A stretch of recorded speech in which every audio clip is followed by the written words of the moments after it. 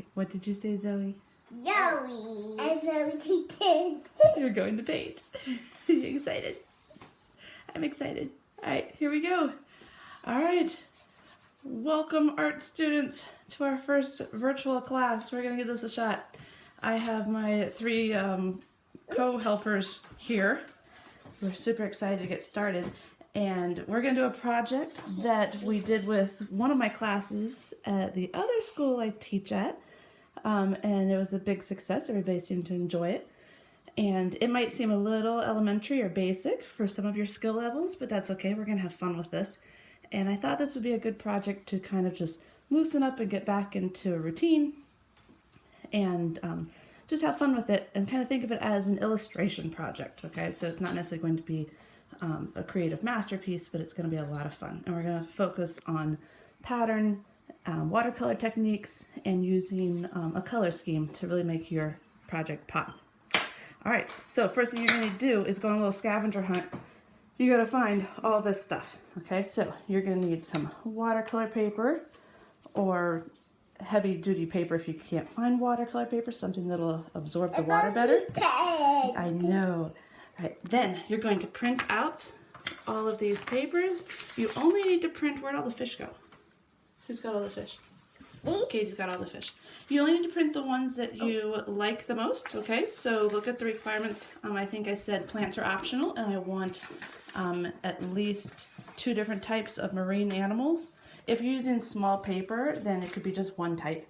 But what you're going to do is you're going to trace these images repeatedly over and over again, and we're going to make overlapping patterns. So you need to print out the pictures that you're most interested in. There's like 13 pages. You don't have to print all of them. Okay, so just print the ones you need. You need a palette or a paper plate, brushes, watercolors. You guys, of course, have these.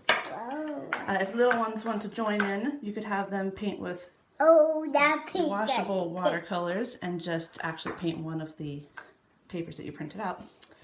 You need, I know these are in short supply and are almost as precious as gold right now. All right, but you're gonna take a little piece of paper towel, okay, rip it up, conserve, use tiny, tiny little pieces at a time. All right, you also need some tape if you wish to mask off the edges of your paper, an eraser, and then we need crayons, okay, which might be hard to find in some of your houses. So if you can't find a crayon, we need a white crayon. If you can't find one, here's some alternatives. We found the clear crayon that comes with kits like this for Easter, so you could use that. We're actually going to try and use a birthday candle. You need to find wax is the point, okay? So it could be a regular candle, birthday candle, or a colored crayon. So we're going to try these and see how they work. White or clear would be ideal, but you can use anything. All right, so once you have all those supplies gathered, we will begin the project. And before we go any further, I just wanted to mention that I cannot take credit for this idea. I got the project from this lady's website. This is a basic watercolor crayon resist project, and you can make this as simple or as complex as you would like it to be. So I'm excited to see what everyone comes up with, from my middle schoolers all the way through my Art 2 students. I'm going to have you guys do this as well, and I'll be looking for more sophistication, of course, from my Art 2 students. So I want you to approach this like a commissioned illustration project, all right, and do your very best on this. I cannot wait to see what you all come up with. So what I want you to do is choose no less than 3 animals and do about 5 or more tracings of the fish and the animals that you choose. And then if you're using smaller paper and you don't have large watercolor paper, then just 3 images would be fine. My kids are super excited to do a whole demo and explain everything to you guys in a minute. They did this last year too, so they're experts, they think. So this will be fun. After you trace everything, either using the window light or the graphite transfer technique, you're going to then erase all the lines so they can just barely be seen. Then you're going to take a crayon, and we'll talk about later in the demo, it could be any type of wax, but hopefully you have crayons. You're going to take a white or clear crayon and trace all of your lines. All right, color schemes. I'm just going to pause it. Well, you can pause it. I'll just keep on going. You can pause it here and take a more detailed look at this. This should refresh your memory from our watercolor, I'm losing my train of thought here. Our color theory classes in the past. We haven't talked as much about it lately, but these are the 3 color schemes that I would lean towards you choosing if you do not have an idea. Part of the project is after you take a picture of your finished work and upload it, I want you to be able to explain to me the color choices that you chose and have a good reason for it. Now, when you start painting, you're going to begin by mixing enough of just one color to cover the same part of each fish. Then your next color, you'll mix and repeat that process. The background will be last, so I do want you to do the fish first. Doing it this way is going to help the whole look be more consistent and uniform, and you won't have to keep going back and trying to remix colors. Now, don't count on the wax to hold the paint back completely, so you do want to be careful, and you'll have a more neat, clean, finished look if you are extra careful to stay away from the wax lines and not just paint right over them. Okay, you're ready. You can explain. So first you take one of the papers you printed out and tape it to the wall. Then you Trace your window, and then you trace it in different angles on your paper. And we're doing a bunch and they can overlap, right? Yeah. And we should change the angles up a little bit so they look like they're floating and like swimming this. around. That would be good. Or this. Yeah. Okay. And if you have a hard time holding the paper still, you can tape the watercolor paper still as well. Hello. Like me. Is there something in your mouth? No. Okay. Okay, so if you don't have window light or a light box, then you're going to scribble graphite or pencil, another name for pencil, on the back of the papers you printed out. Flip it over, okay? Hold it down nice and still or tape it, and you can trace from there. Okay, so trace a few spots and then show them how it's going to press through. Everybody should be familiar with this technique in my class. All right, and then you see how the lines come right through. Okay, so you can copy the whole image that way as well. That is beautiful, Zoe. Very nice job. I wanted to show you guys another thing that our family decided to do while we were cooped up at home. We all made little family sketchbooks that were, so it's going to be kind of like journals. What? Yes, I'll show. Okay, so we all. I can't do cutesy things. That's as good as it gets. Okay, with that kind of stuff. There's Zoe's, and Katie really got to work on hers. She got 2 sides to Katie's sketchbook. There's Ella. She put a lot of work into that. Very nice job. And Daddy. And then what we're doing is we're journaling and doodling and stuff most days. And here's some of Ella's drawings that she's done already. Like pretty amazing, huh? That's it. A 7-year-old, yeah. I only done like 4. That's it so far. That's okay. It's only been 2 days.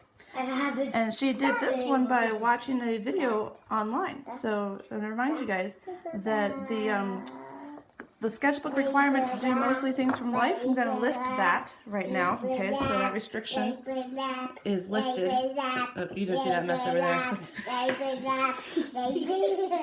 So you could do online tutorials. Okay, that could be a great way to practice some skills and get inspired.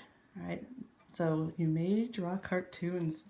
Pains me to say that. But you may fill your sketchbook with cartoons if you must, because it can improve your skills and stuff. And there's even... Ideally, hold on. Ideally, I would like you to draw from life, but you can see how much their skills are improving this week from copying video tutorials. All right, so we'll allow that. And you can find videos that have a guy drawing and teaching another person how to the draw. elephant and Piggy. Is it Mo Williams? Is that his name? Mo Williams? Okay. All right, so next step is to now take that drawing and erase it so And that get you a just erase. barely see it. Okay, so you can sort of make out my fish. Okay, see how Like mine... Yes. That's Okay, fluffy. she's having fun with the eraser. Great, thank you. All right, so see how I overlapped the fish and some are going off the page, okay? So I want to see that in your designs as well, okay? Don't cram everything in the center of the page. Spread it out and let them overlap. You can also simplify. So for example, you'll see why this will matter later, but I'm not doing these little intricate details. It's not going to work well, so I didn't trace like those lines inside that fin. If you're doing something like the turtle, you are not going to trace all of those little lines. Okay, that'll be a nightmare and it won't work out well. You'll see why in a minute. Ooh, very nice. What are you doing now, Zoe? I saw this. I see. That is awesome. Mommy, now What does a fish say? E-L-Y. E-L-Y. Yes. That's how you spell fish? Yes. I was say, what does a fish say? Does it go blub blub? They don't really make sounds, do they? Mommy. Okay, you ready to show the next part? And now you can use pencil. Not pencil. Crayon. Yes, some type of crayon. Candle. Or the drawing thing from Easter egg. And go like this. You're going to trace over all your lines with a white, clear, or pale crayon. You could also use a candle. We couldn't find any white crayons in this house for some bizarre reason. What is Zoe doing? Hey, what you up to? Dirty leaves. You made a stew? You can put your socks on. I have socks. Oh, I have no feet. That's okay. I have no socks. I'm not worried about the pollen right now. You don't have Me too. Socks on. Okay. All right. We'll leave Zoe out here. Let's get back to work. If you have a port. Yes. If you go, Ella was just saying, if you go outside, or you can have a break and go outside, we have a porch. We have a porch and woods behind our house, which is such a big blessing. And the For playground a townhouse. too. Yeah, that's amazing. We have those things here. Counting our blessings. All right. So you're going to look sideways. Hold up your paper at an angle to the sunlight, okay, or any light, and you can see the wax showing up, okay? And so you can check your work and make sure that you have a nice thick wax coating on your work, and we're ready to start painting. Okay, and birthday candles worked out great. Ella and I are using a birthday candle and it's working, and then we're gonna see how Katie's turns out. I can use gold. Ooh, that is an idea. I'd like to see someone try and use gold crayon, gold wax. That would be cool. Maybe. Gold, you take a piece of tape and go like this. If you're using regular masking tape, we're gonna make it less tacky, less sticky. If you got like painter's tape or washi tape, that would be And fine. then you can tape it onto here. Yes, see, so I taped mine down. We're using small paper, so you want to make sure you don't have a giant border, just a little edge. And then if you tape it down to a board or the table, that'll help it keep from warping. Mommy, Yes? I'm not going to talk at all. Oh, okay, what would you like to say? Oh, you were going to tell us how to mix purple, because we were noticing we don't have purple in our palette, and the girls wanted purple. So how do you mix purple, Katie? Wait, we need white. No, Katie's talking. How do you mix purple? You get some balloon, put it in a pouch, then get some, Katie's doing it. and then you wash some paintbrush out so it doesn't get mixed with the other color you're mixing with. And then you are going to grab some red, and then you are going to put it with the blue. Yep. Very nicely done. And we also need white for pink. No, for watercolor, remember, we aren't using white, okay? There's a big fat X on the white. There it is. Remember? Use white with caution. However, the dreaded phthalo blue that I don't like unless we're doing water scenes is out for today. Zoe was just requesting. I really need pink. So phthalo blue will be awesome for this project. All right, this is a case where you may want to use it, and lots of it. And that's And then how do we mix orange? We don't have orange on our palette either. You gonna explain, Ella? I want some orange myself. Yes. Okay. Mommy, I want some orange myself. Okay, let's speed up the lesson here. So we are going to have some yellow, a lot of yellow because you need a lot for orange. Yes, that's a good And point. you put it on your palette. And just a little bit of red. Red goes a long way. Rinse it off. A little bit goes a long way. Yeah, just a little bit like this. Like just a brush that could make pink. Only this much red. Okay. Only a drop. Okay. And of course, you guys know you can mix any color you want, depending on how much of each thing you use. What are you doing, Zoe? Okay, about color schemes. My girls love rainbows right now, so they are going the rainbow direction. Ella's doing a blending technique where you paint colors right beside each other so they'll gently bleed together. Yep, Katie too. I'm choosing a complementary color scheme, so I'm going to paint my fish predominantly orange with yellowish accents, and maybe a little red, but it'll feel orange. Okay, so it might have a little red, might have a little yellow, but it's going to feel mostly orange. And then the opposite of orange on the color wheel is, who remembers? Blue? Blue, yes. Okay, so my background is going to be somewhat realistic too, because it'll feel more natural because of being blue with the water. But I'm going to sort of add sort of blue greens together. Okay, so what I want to see in your projects is a color scheme where you're using several colors, but it makes sense. Okay, so again, go back to the color theory notes. I would suggest that you consider doing a complementary color scheme. All right, so remember, they will vibrate, they will have more impact with your project. So complements are going to be blue and orange, red and green, and purple and yellow. And of course, any variations of sort of mixing the analogous colors right next to them to sort of create variations, which is what I'm going to do. Also in the project, I want to see you use multiple techniques. All right, so I painted with just water first. Now I'm going to drop in my blue colors. Can I do that? You will in a second, yep. And what's really cool with wet on wet is that you can get the colors to bleed together and make really cool patterns. Okay, so I want to see some of that kind of technique going on in your project.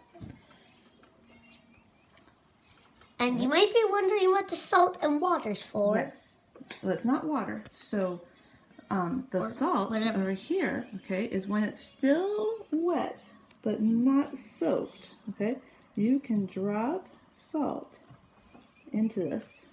Okay. And when it dries, it's going to do some cool things. Okay, so we'll come back and look at that in a minute, see how it works. Can I do it? And now look at this. We're going to take rubbing alcohol. All right, you can take a straw, something like this, and I poured a little bit of rubbing alcohol in here. And then it's going to, when you set it down on the watercolor, look what it's doing. Isn't that cool? Wherever you touch it down, it's going to push the paint away and make all these cool looking like bubbles, which I think the bubble technique with the rubbing alcohol combined with the salt is just going to make some really awesome looking underwater scenes. Okay, hopefully this video is coming out okay. Yep. So okay, we got the finished work here. So yeah, so I scraped all of the salt off. It just rubs right off when you're done. And then it creates that cool pattern. Okay, it's hit or miss of how well that works sometimes. But I really love how the rubbing alcohol straw makes those bubbles. Look, I did the background all different colors. You did. It turned out very nice. All right, well, I hope you guys had fun with this one. Here's some works from students I had last week. You now need to upload your finished piece to Google Classroom and explain the color scheme. I'm missing you guys, seeing you face to face, and hope we can be back in class together soon.